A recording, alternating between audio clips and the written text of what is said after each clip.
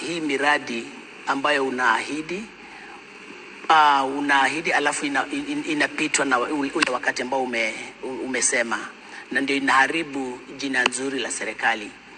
Jambo la pili ambalo nilikuwa ninataka uguzie, wakati ulipoguzia juu ya soko, kumekuwa na malalamiko kutoka upande wa Meru kwa sababu ya soko ya miraa.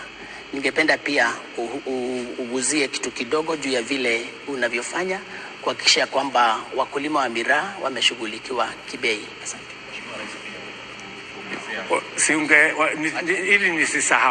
Ili nisisahau, wacha tu nimjibu and then we'll come to you. Two things. Mimi ni mtu wa imani. Mimi ni mtu namwamini Mungu. Na unajua kuna watu wanatembea kwa physically seeing. Me, I am a great believer. I'm a man of faith. And I believe what I say will happen. It may delay, but it will happen. Because I know in my heart I have committed myself to do it. And that is why I speak about it.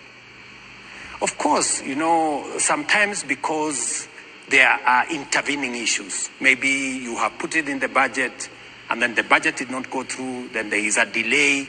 Maybe you have a contractor and the contractor is not performing the way you would wanted, you had planned.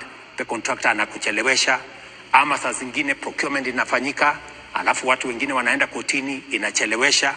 But that does not mean that it takes away my word that this is what the government of Kenya has committed to do. What I know is that I have people who have no plan. They have no agenda. So the only thing they do is to find fault. Oh, you know, hii alisema haijafanyika, imechelewa siku mbili, imechelewa mwezi moja, imechelewa mwaka moja, imechelewa hii.